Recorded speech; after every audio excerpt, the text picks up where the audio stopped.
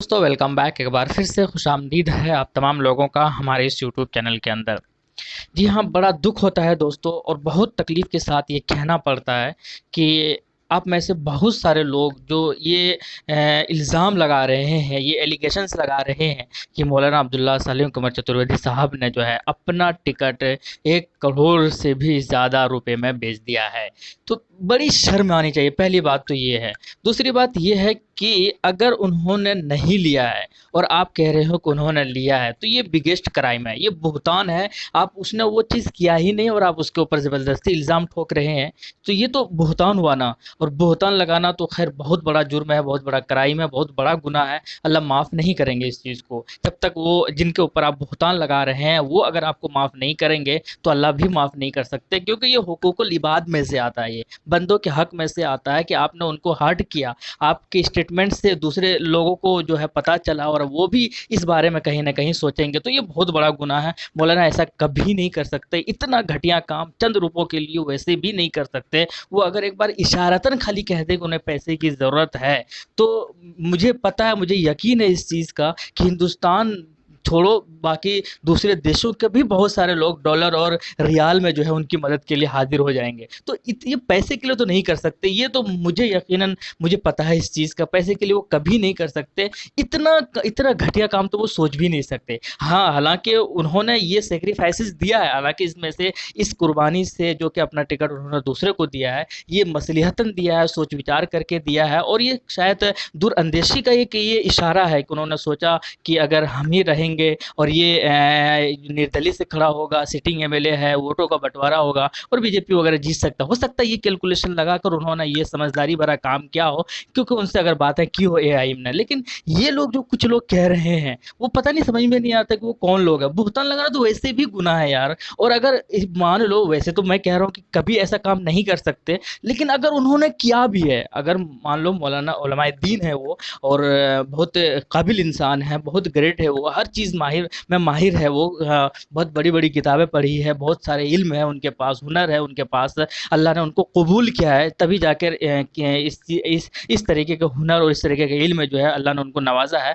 अगर मान ले, वैसे तो पॉसिबल ही नहीं है, ये चांस ही नहीं है, लेकिन फिर भी अगर मान लेते हैं कि उन्होंने अपना टिकट बेचा है, अपना टिकट करोड़ों रुपये में बेचा है, तो फिर आप कौन होते हो बोलने वाला? अल्लाह है ना। अल्लाह हाजिर नाजिर है, वो तो देख रहे हैं। अल्लाह से बड़ा तो मौलाना नहीं हो सकता, अल्लाह से बड़ा तो कोई नहीं हो सकता। और जो ये सोच रहे हैं ना अल्लाह से बड़ा मौलाना है, तो आप दोबारा कलमा पढ़ लें, तो क्योंकि आपका ईमान खतरे में है। तो अल्लाह से बड़ा नहीं हो सकता। अगर उन्होंने ऐसा काम किया है तो अल्लाह देखने वाला है, अल्लाह उसको शर्मसार करे, अल्लाह उसको हिदायत दे, या फिर अल्लाह उसको सज़ा भी दे। वो तो अल्लाह ताला के हक में है, अल्लाह ताला ही फैसला करने वाला है। हम और आप कौन होते हैं? ये बहुत बड़ा क्राइम है दोस्तों, बहुत बड़ा जुर्म है। और ये आदतन होता है, ये नेचर बन जाता है इंसान का। हम नॉर्मली भी किसी भी लोगों पर जो है तोहमत लगा देते हैं, गिबत कर देते हैं। ये बहुत बड़ा क्राइम है दोस्तों, ये निकाल कर फेंक देना चाहिए हर इंसान को। और ऐसा कुछ नहीं है, मैं तो कभी सोच भी नहीं सकता, क्योंकि मैं बहुत करीब से उनको जानता हूँ, बहुत क्लोज से उनको जानता हूँ, उनको पहचानता हूँ। उनके नेचर नहीं है,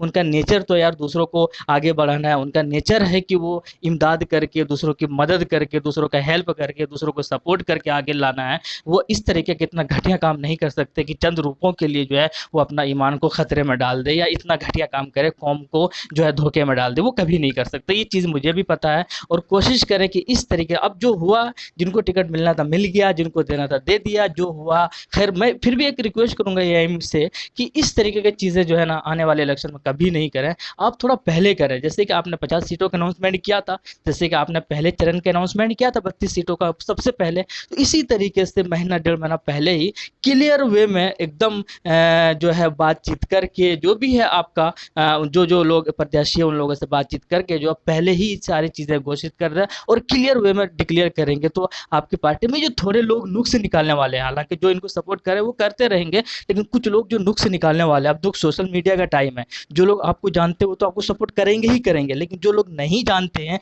या फिर वो लोग जो आपको जानने की कोशिश में लगे हुए हैं, थोड़ा बहुत भरोसा आपके ऊपर जताया है, तो उन लोगों को इस तरीके के सोशल मीडिया वाला फेक न्यूज़ या कुछ तरह की गलत खबर या जो भी है, कहीं थोड़ा सा धुआं उठ रहा है तो उसको मिर्च मसाला लगा के जो बयान करते हैं, उनके सामने से गुजरता है, तो फिर उनको भरोसा हो जाता है ये जो ना ये टाल मटोल वाली पार्टी है, बीजेपी की सही माने में बी टीम है, ये यार ये जो है ना सही माने में वोटों का बंटवारा करने आया है, चलो इससे हम लोग हटाते, एक उम्मीद जगी थी लेकिन ये भी वैसा ही है। तो इस तरीके की चीज़ें जो है ना थोड़ा बहुत शैतान भी डाल देता है दिमाग में, नफ्स वगैरह भी इस तरह के काम करने लगता है, और आपस में तो इस कमियां निकालना जो है वो शायद बंद हो जाए अगर पहले और बेहतर और स्ट्रेट फॉरवर्ड डिसीजन लिया जाए। और बात यही है, ये सारी चीज़ें हैं, कुछ लोग इनको हवा दे रहे हैं, लेकिन एक बार फिर से मैं गुजारिश करूंगा कि मौलाना ऐसा काम कभी नहीं कर सकते, और ना ही किया है, उन्होंने किया ही नहीं है और कभी कर भी नहीं सकते। जो लोग इस तरीके की बातें कर रहे हैं वो इनकर बहुतान लगा रहे हैं, और बहुतान बहुत बड़ा क्राइम होता है, बिगेस्ट क्राइम है।